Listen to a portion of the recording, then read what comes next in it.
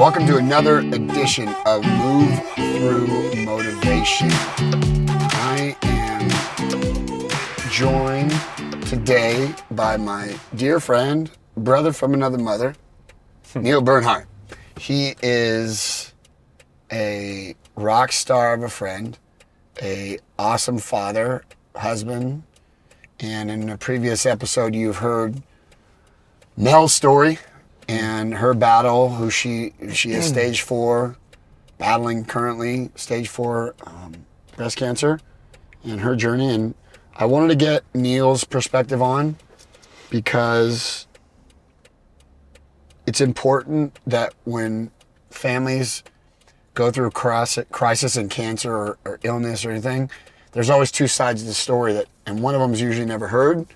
And I personally experienced that with Sherry, going through it and learning about her journey. So I wanted to have Neil. How me and Neil met was 2014. He joined Chino CrossFit, and we became instant buddies because we were the dads of young sons, and we have participated with competing with our kids at a very early age in CrossFit, and all the dogma and bad juju that people will put out about kids doing CrossFit, we've experienced just the opposite, and it's been really cool to see our kids grow up and be healthy and not get injured and just enjoy playing in the gym. Yeah. And absolutely. The boys actually grew up together. I mean, in the gym. It's 2014. Kason was 3, so Brode's I remember them little tykes. Yeah. The first competition. The kettlebells. CrossFit Fontana. We did the first competition with Brody, Kylan, and Kason, and you and Scott. That was fun. It was a good time. So, Neil, I want you to tell me a couple things today. I want people to understand your journey of not being the one who's sick, but the one who's stood by the person who's persevered, who's had compassion, who's been relentlessly positive in this fight that your family's been in, and a couple things. So tell me about yourself. Where are you from?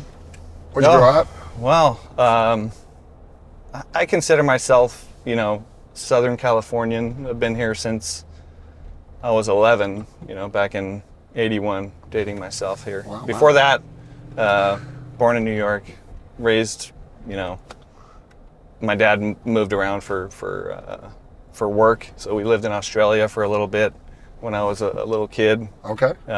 But family settled in Southern California, and I consider this, my hometown, or my home area. So, I just want to touch on how we started our friendship. Since you mentioned CrossFit, and I remember it was actually late 2013. It was 13. It was, October. Okay. I was just looking at some photos the other day, and I went into a Saturday workout, which is always free at our gym. And this was after, I had done some boot camps and, some Globo gym stuff here and there. I was kind of bored, and I would always talk about CrossFit, right. This CrossFit, man, it seems so dangerous, the stuff you hear about it, right? And right. It was actually Melanie that told me, why don't you just try it? Just give it Stop a shot. talking about it. Just try it. Yeah. So I was like, okay. Well, why don't I do that? So first Saturday workout I go in, and it was you. I remember you, leading the workout, and we were doing some running and stuff. And one thing that I always remember is every time we passed on the run, he'd be like, "Keep it up, Neil. Doing a good job, Neil." And I'm like, this guy knows my name already, and I just met him 5 minutes ago. How cool is that? So, I mean, that's what I do love about the CrossFit community. It's a family environment, and as being dads, it was a special time. It's a special time when we get to do things with our kids, and they get to see you work out. And then it's not like a global gym where you go in, you got to put your kids in a care center. They see you doing it, and then they can come out and play with you afterwards. Absolutely. And the encouragement environment is amazing. Yeah. So we met in 2013. I'm dating myself. I thought it was 2014. So 2013 we meet, and Mel had already been through her first battle at this time. Right, yeah. This was in 2010. She was initially diagnosed with stage 2B. And where were you at when you found out the news? Where were you? What do you remember? I was at work, working out in Whittier, and she was at home, and she gave me a call at work, and she had just talked to her primary care doctor on the phone, and that's how she got the news, which, it's kind of weird to hear, On the someone hearing that, Yeah. Getting that kind of news over the phone. But, she called me right away, and, she had been at home with her friend, and we had kids the same age, so the kids were having a play date. So I remember her friend Brenda was there, and What's it like? I mean, because you're the spouse. It's not you. It's sick. What's it like, from your perspective? What is it? What do you, being the husband, right? Like Mm-hmm. you're the provider. You're the strong one. What is it like getting that news that knows that your love is what was it? What was going through your mind? Everything was going through my mind. I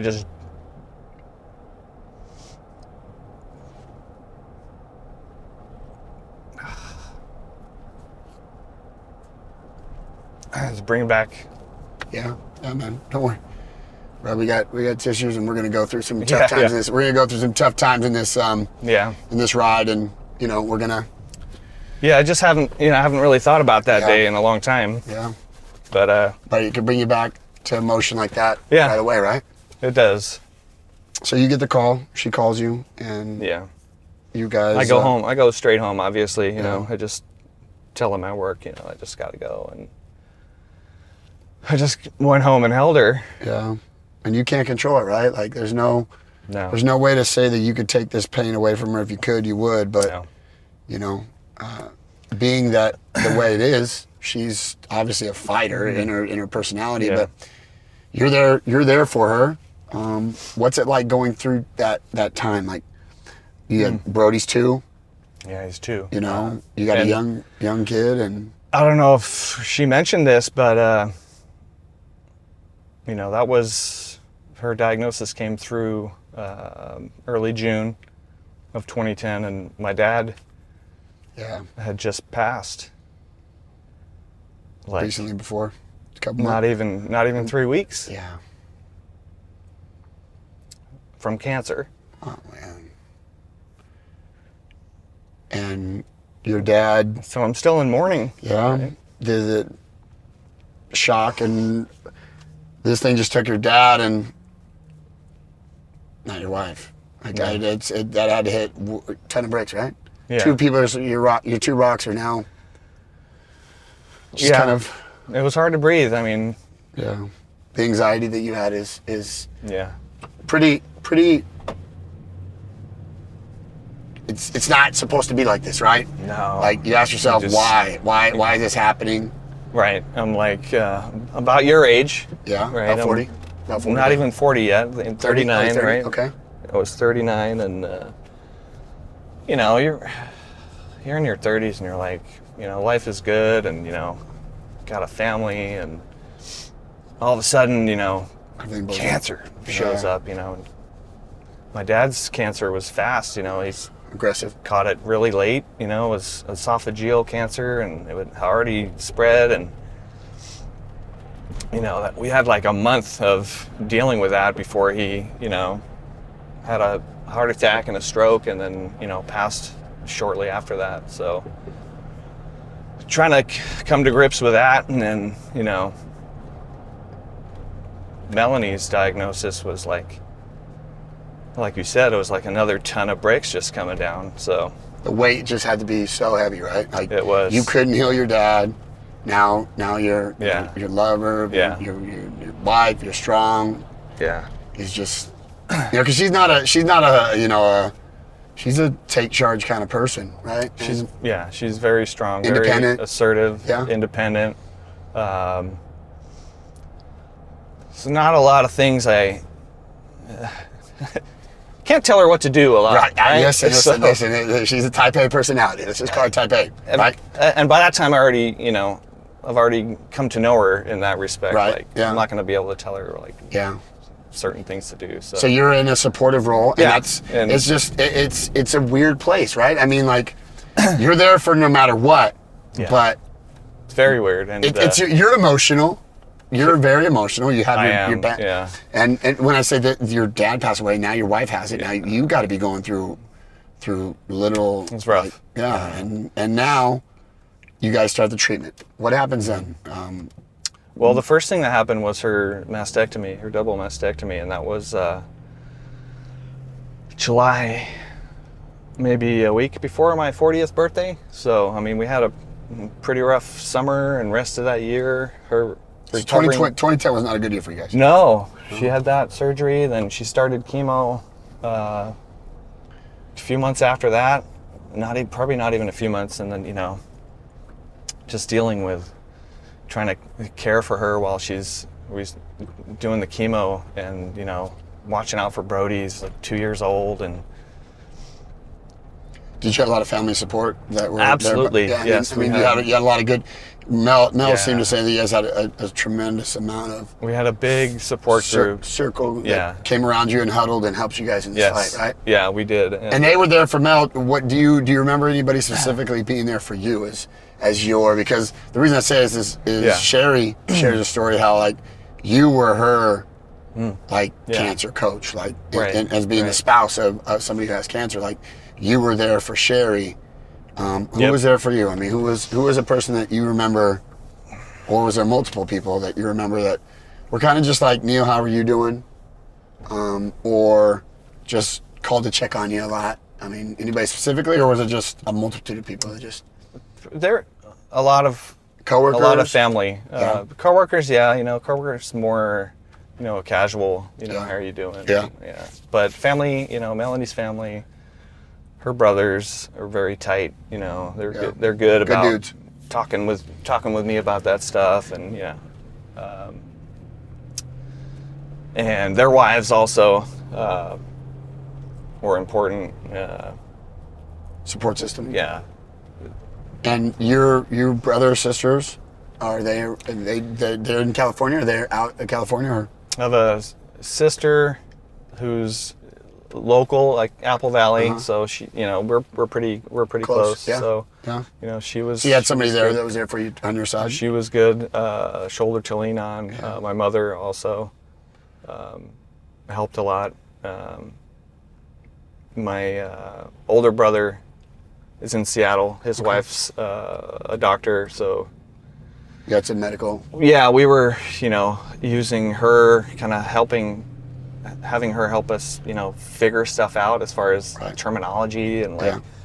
Because you don't get this, right? It's not. It's the first time. Like, I mean, your dad had it, but I mean, it's still so fresh that I tell people, you know, you get to know that. Well, when you get a family member, whether it's a spouse or a kid, diagnosed,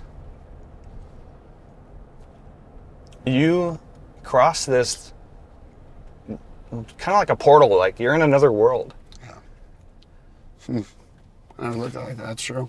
It's like in a different there's universe. all kinds of stuff that you did not know existed until this cancer is now part of your existence. Yeah, it's in your life, and you've never experienced it. Yeah. And that's a very good. You start to learn names of drugs, right? And medical conditions, and you know, you think you know Latin because of all the different terminology. Right. You learn a whole. It's like you said, you're in another portal. You learn a whole new language. Life is flipped upside down. And I tell people, you know, and you still want to live a normal life. When you get that diagnosis, you know, just be ready, because you know there's all kinds of new stuff that before you cross that portal, you know, you're almost oblivious to it, right? Agreed. People hear about you're people with cancer, and you're like, oh, that's really terrible. But once you're in it, and you're dealing with it as either someone who's getting treatment and battling it, or if you're a primary caregiver or a family member, like, it's like a whole different outlook on how to deal with stuff. And how was it with when she's going through a battle? You got Brody. Mm-hmm. What's it like for you at treatments? I mean, did you take her? What was your guys'? I mean, because this is the bubble, right? We talked about it. Yeah. We had our system. What was your system like for chemo? What did you do? I mean, big days, crazy days, but what was your... First diagnosis in 2010, I mean, it was... You had a surgery? Yeah, I had a surgery. We had a local oncologist that, you know, he just had a small office in Chino that, you know, we'd go for the infusions there, and, you know, I'd go with her. From what I remember, you know, 10 years ago now, it was... You know, I'm pretty sure her mom went with her, and you know, her sister. So she had a good support system around. Yeah. She had mentioned that she had a really good friend that had shaved her head with her. Oh yeah. She had a really good friend. Yeah, she said she shaved her head, and it was really cool for her. That it meant a lot to her that, you know, that this person would just shave their head. And for a woman, I mean, as a guy, it was there's a lot of people that would do it, but I mean, for a woman, that's pretty rad as a friend, and to have that kind of cool. That was cool. We had a little head shaving party. Yeah. So she gets through it. Yeah. We get through it. We know that you're there. You're a rock. You don't leave. You don't. You're strong foundation for her. Support system of your family, which not a lot of people get a lot of credit for, but when you're in that funk and you're in that what you call the portal where you're at, you've gone through. It's an emotional roller coaster. It's not sunshine and rainbows. No. You have a strength, but it's a weird. There's no way for me to really explain it, but it's like a darkness you're in. You're fighting, and I just feel like you're fighting in the dark so long that you kind of lose your way, and that at least that's how I explain it. Is, you know, for the caregiver, from my perspective, and I'm sure Sherry had the same. You know, outlook is like you got to be strong, like not just for the spouse that's dealing with this, right? But your family, right? You have your kids that they still need all the support and love. Right? So you have to like almost put on a guard, or, you know, put on a mask. You're like, you know, to be strong for them, right? So definitely, that's a big part of it. Yeah, that's I think that's huge.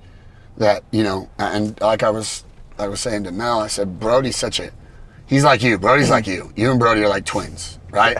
Brody has the same temperament as you, but he's been just a super awesome kid, and I think that's because he's got good parents, but in that dark time, you didn't shake and get weak. You got stronger, and you put on, like you said, that mask.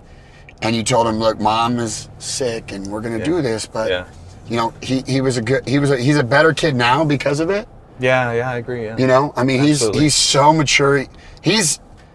I sometimes feel like he's like the perfect adult sometimes because he's so mellow. He's just a good kid. And I tell the boys, I'm like, dude, Brody is somebody who, and it's weird because our kids were not as young as the first time, but Brody was, when we get into the second one, like I was Kaysen's age, and I think that our boys are now different because, you know, you were strong for Brody and Sherry was strong for Brody, and we didn't give up, and we just, you know, we told them we just got to fight and not give up. So when she finished her first treatment, life's good, right? I mean, after getting out of the chemo, after getting through it, like what happens the second time? What is that like? Because you're living on the high life after a year or two. Like scans are scary, but you don't think it's coming back after 5 years. What happens then? Was it different? She didn't even like really have regular scans after the treatment was done after the first time. I might be wrong, but I don't remember too many scans like before 2015. Really? January 2015 was the second diagnosis, right? So she had an MRI because she felt something on the implant, and the scan came back, or I think it was a PET scan, right? Because the doctor said something lit up, right? Usually that's a PET scan when they're talking that terminology, right? There's some of that terminology you learn after.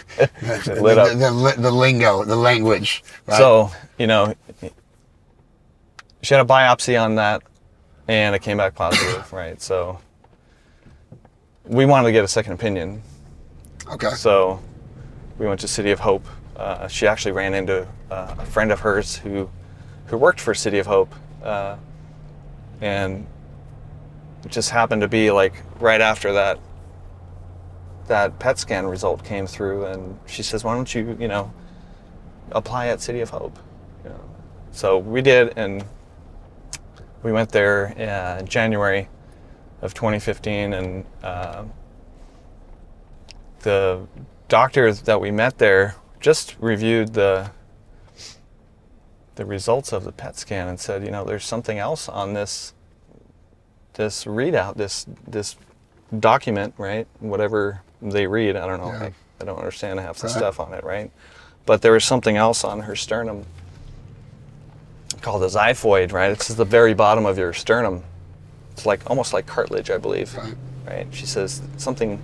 The technician wrote that something lit up on that. So they did a biopsy of that, right? And they had to. It's a bone biopsy, right? So it's a little bit of a.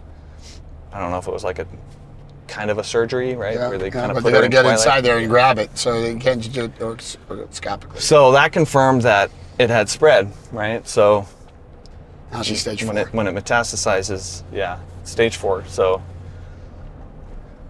up until then, we're like most people. We didn't know what stage 4 meant, right? So stage 4 is like once that breast cancer spreads to another part of the body.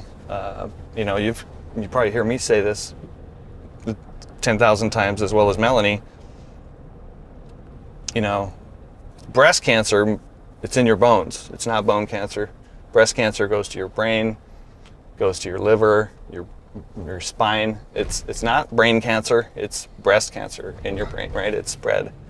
Once it's spread and it's stage 4, there is no cure, right? So there's no medicine that could take it away. There's no chemo. It's all about longevity at that point, right? Yeah. Treatments that'll extend your longevity, right? Mm-hmm. So we learned this all within like a few days after meeting with City of Hope. So it's like, here we are in a whole nother world, right? Inside the cancer world, right? So you're in a rare, even bigger world of new terminology. Yeah. You've already done the chemo, you've already done the surgeries, everything's been gone, but now it's back. Yeah. And so I remember hearing, the survival rate. Yeah.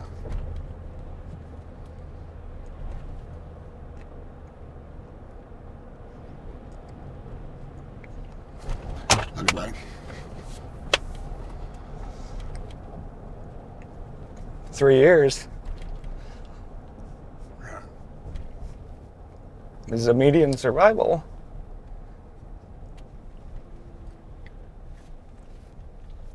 And that hit hard.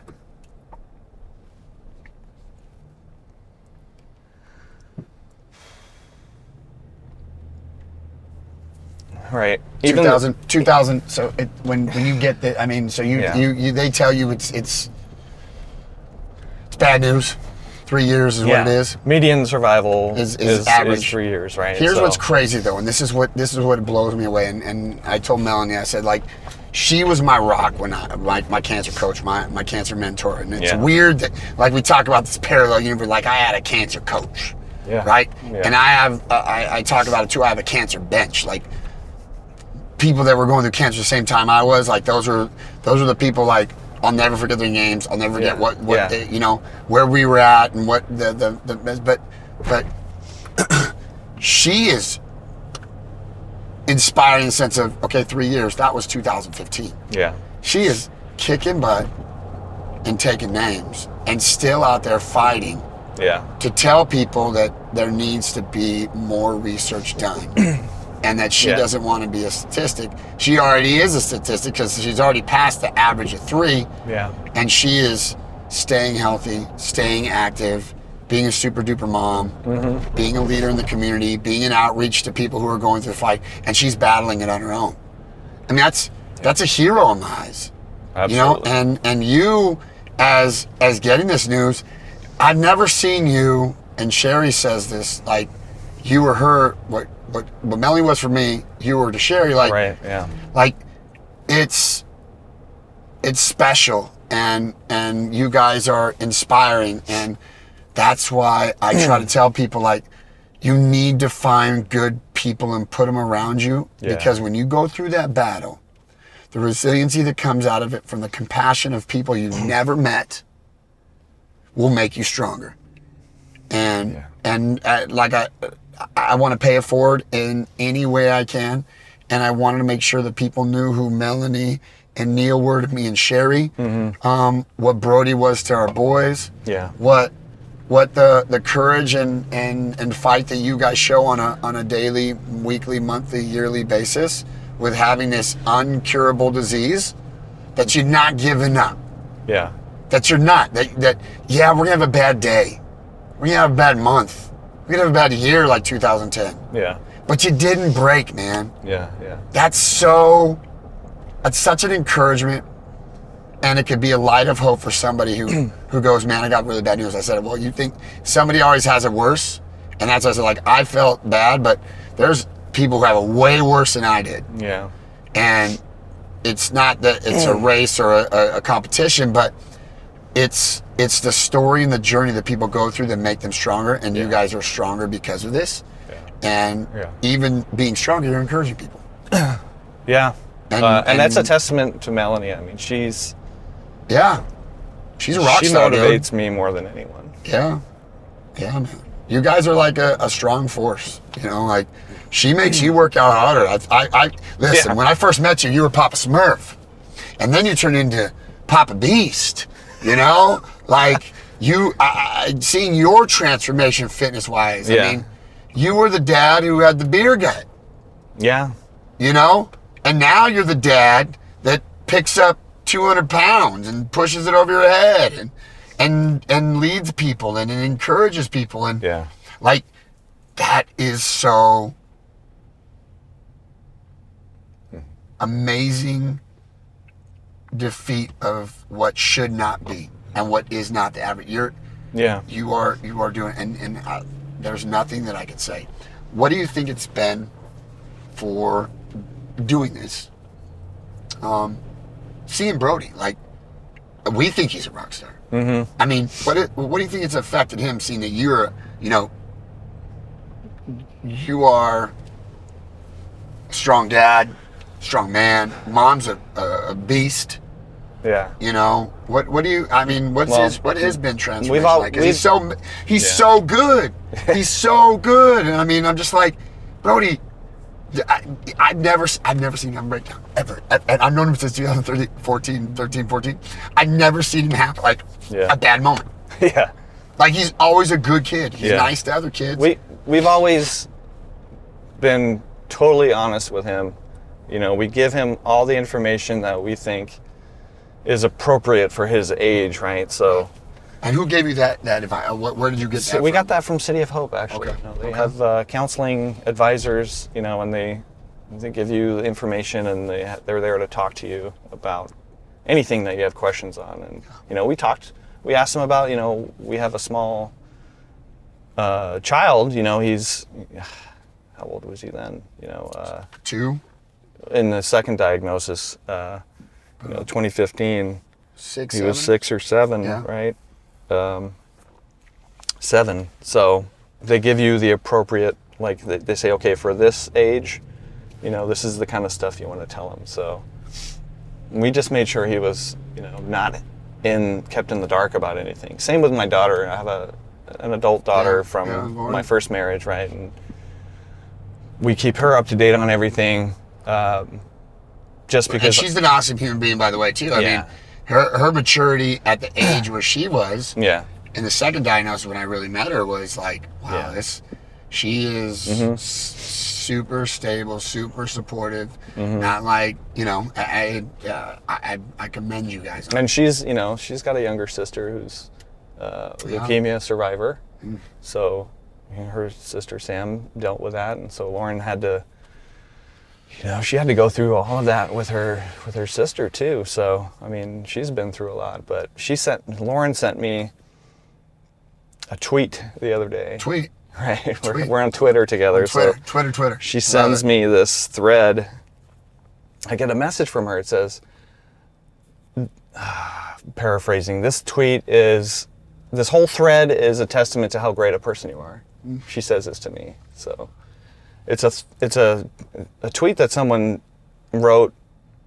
This woman said, my sister was in stage 4 breast cancer, fighting or in treatment, and her husband complained about her not doing enough around the house. And the whole thread was all these people complaining about all these husbands and boyfriends and maybe Support, other women, yeah. don't have the support. And, for Lauren to send that to me. Not a lot. Yeah. That meant a lot. Yeah, man. Yeah, I told her, that's a special moment, right? Yeah. It's a special moment. And I remember, when you got your diagnosis, we were all at Magic Mountain, my family, which is an odd anecdote to this whole thing. When you got your, a year later, when you got your all clear scan after your treatments, we were at Knott's Berry Farm, the whole family, right? So I don't know what the deal is with the theme parks, but anyway, when we got... So don't go to any more theme parks. Right, exactly. Stay away. If I call you, don't answer the phone, okay? So I remember seeing your post about your diagnosis and Hodgkin's, right? Yeah. And the first thing I thought of was Sherry. Yeah. And like I said, and I had to send her a message. So I sent her a message right away, and I don't remember what I said, but no, she talked about it when we chatted about our journey, like how our first close encounter with cancer within our friendship was when Mel got sick in 2015, and we when we did that night, I think it was the night we did the auction and stuff like that. Like, yeah, we said to ourselves when we went to it and when we left, I was like, and we can't even understand because our kids are about the same age, and meaning like Kai was 5 and Brody was 7, and what if that was us? Like, what would we do?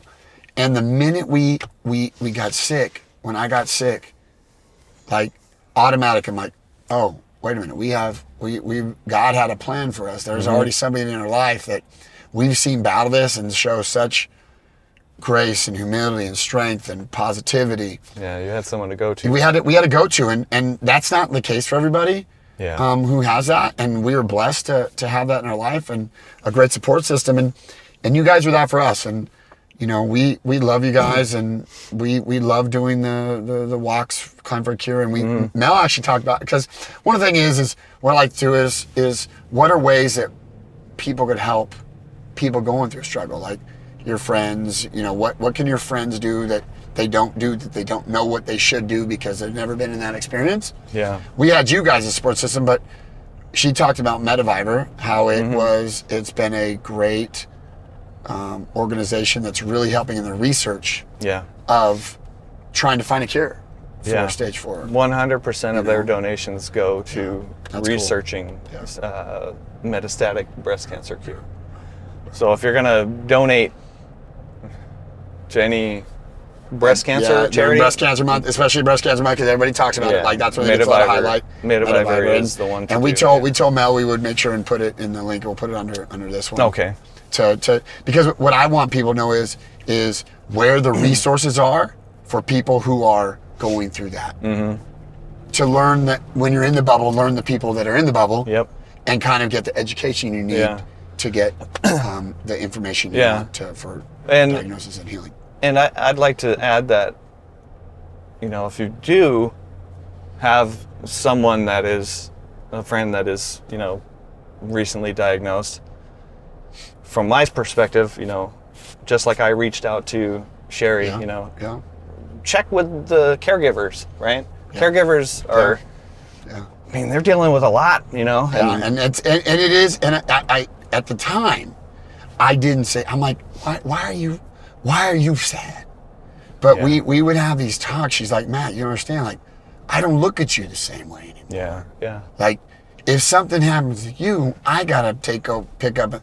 So and at the time, I'm like, man, you're talking crazy. You put me in the grave, but it's true. It's like a real fear. Like, your rock, your person that's there is. I know exactly what like, she's talking about. You know what I mean? Like, it's real. Like, you think about that stuff. Yeah, like, it's so deep. It goes so deep. Like, oh shoot, emotional pieces that are gonna come along, and. Yeah. It took me a while to see it as the fighter and her the caregiver, but it's true. Once you reach out to that caregiver and check on them like you would the patient, because they're kind of a patient in a sense too, because they need support. They need someone to talk to, right? And the outlet. I remember I think I told you about this too, the ring theory, right? I told Sherry about it.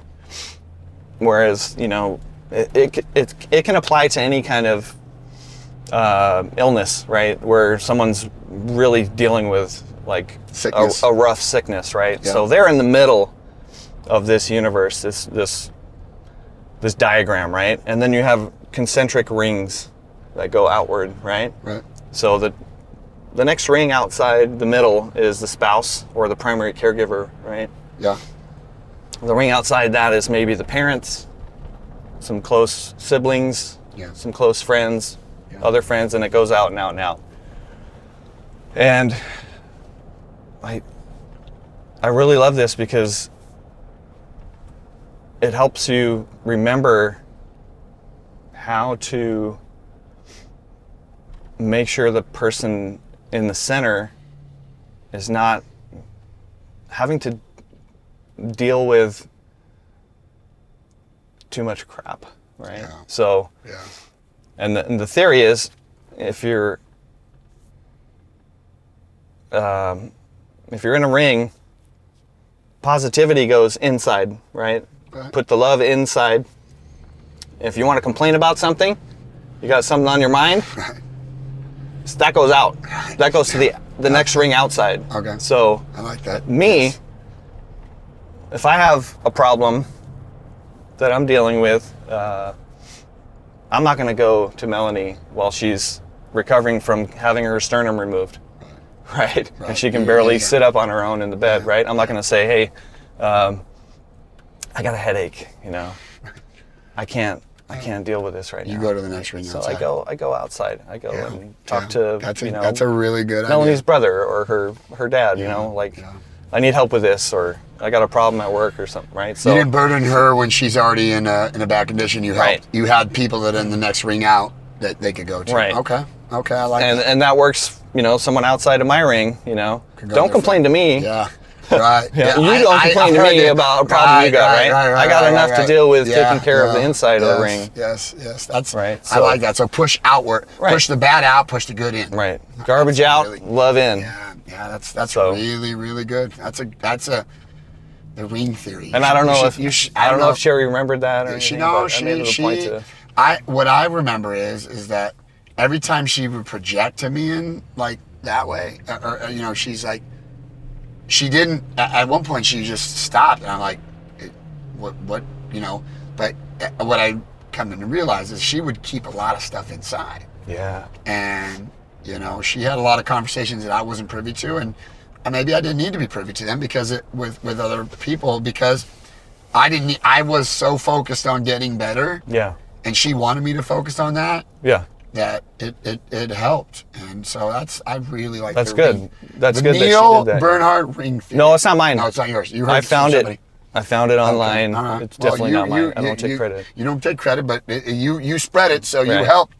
you help that good message be passed along. So, what is it that you think after going through it the second time, like, what can people do to support families going through a rough time, like, Just be there. Yeah. Don't forget about people. Yeah, don't forget. I mean, Melanie just posted something recently about cancer ghosting, which was like so true. Like, some people can't handle it, right? So they distance themselves. But yeah, you just got to be there. I know there's, you know, you always say like, oh, let me know what you need me to do. Yeah, just show up. And if you ask me that and I say, I need you to do my laundry. Do the laundry for them, right? Yeah. Bring them something to eat, right? Yes. If there's a meal train or something going on, volunteer to like bring a meal over. It's not that it's not that hard. Yeah. Yeah. So don't give lip service. Yeah. Give service. And most of the time you don't need to like worry about going there and like being awkward. Talking about specific, just be a friend. Just be there, just go and just hang out. You don't need to talk about it, right? Just go and be a friend and like, you know, if you want to sit on the couch and watch a movie, you just do that, you know, just be there. Just be there. And I'd be present in those moments because those small little things mean so much more and last such a long time. Yeah, in your memory of the healing and recovery. Right. It doesn't take a lot to make an impact, right? Mm-hmm. Small things matter. Yeah, small things matter for sure. Yeah. Well, Neil, I'm proud we're friends. I know God had a plan, and Melanie got into the faith thing, and I think you guys have become closer with God because of this. And it's kind of strange you find God when we're in a vulnerable place, but she's found strength in it. It was inspiring to hear that she's done that, and we are here for you. We pray for you. You're on our prayer list at our church. Like, anyway, the Olsons are here. You know that Olsons we keep a boxing glove. Yeah, we know. I should give that boxing glove back, but it was my my fight, and I really believe that every time I walked in Cason's room, I was like, that was my fight. That was Mel's fight. This is my fight. And now it's back in Mel's fight. So I got to make sure I give you back that boxing glove, because now it's your fight again. It's now your time. So we love you, brother, and I appreciate everything you did in my fight. Yeah, for my wife, for my kids. And we thank you. We're so appreciative of everything your family does. And we love you guys, man. This is what I love about family. Like, we weren't born blood, but I think because of what we've gone through that we're stronger together. So absolutely. I love you, brother. I do. Love you too. God bless.